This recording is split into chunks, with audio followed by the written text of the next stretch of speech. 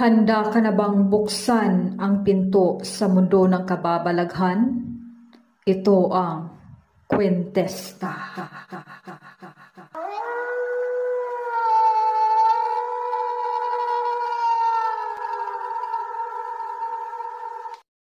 Biringan, The Lost City. Ilan lang yan sa mga salitang palaging nababanggit sa kwento. Babala. Lahat ng ito ay mga kwento ng mga matatanda at hindi pa napapatunayan ng agham.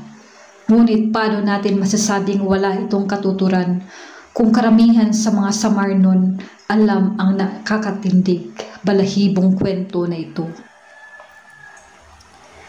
Si Carolina ay isang maladyosang babae na nagbabantay sa buong Samar.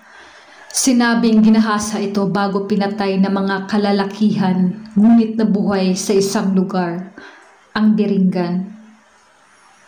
Biringan, ang katumbas sa Tagalog ay hanapan ng mga nawawala. Mapahayop, bagay at mas lalong pati tao. Sinasabing ang lugar na ito ay marami ng naninirahan at lahat sa kanila ay pinaghahanap. Mapahayop, bagay at mas lalong pati tao.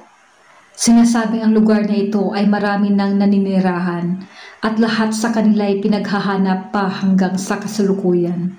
At lahat sila ay nakaharap muna si Carolina bago sila nawala. Ang Biringan ay isang syudad na animoy paraiso na sobrang ganda. Matataas na gusali, mayayamang tao, magagandang nilalang, mababait at walang krimen ang nagaganap. Sinasabing ang tanging taong kayang magdala ng bagong mamamayan doon ay walang iba kundi si Carolina.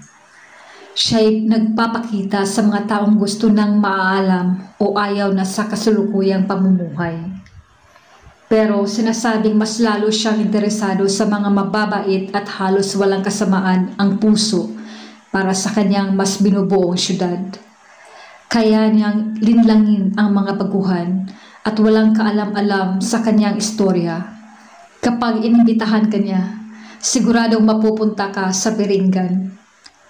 Ang tanging pananggalang sa mabubulaklakin niyang pang-iinganyo ay ang pagmamahal sa Diyos at pamilya. Dahil sa mahaba na ang aking naisulat, ito ay isang nakakatakot na pangyari.